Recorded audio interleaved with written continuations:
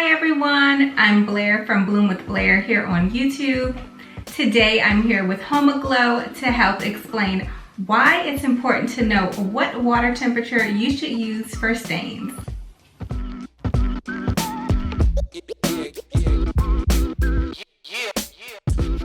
So let's start with the basics. For most food, beverage, water, or blood stains, use cold water. And for protein-based and oil-based stains, hot water is usually best.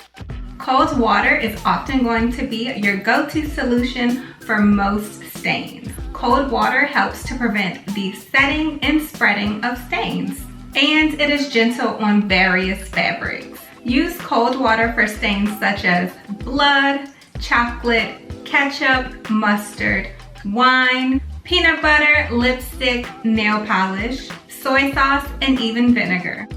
Hot water is usually best for tough stains like grease and cooking oil.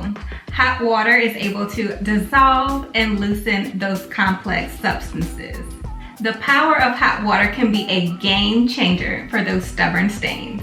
Use hot water for stains such as motor oil, grease, crayons, slime, chewing gum, mayonnaise, shoe polish, sweat, and even baby formula. I know, this can be a lot of information to remember, but don't worry, the cleaners on HomaGlow can help you out for a low price. When in doubt, it's always best to treat your stains with cold water rather than hot water. Remember to act quickly, read fabric instructions, spot test, and use appropriate cleaning agents to maximize your stain removal success. If you like more tips like these, be sure to like, subscribe, and hit that bell icon. See you again soon.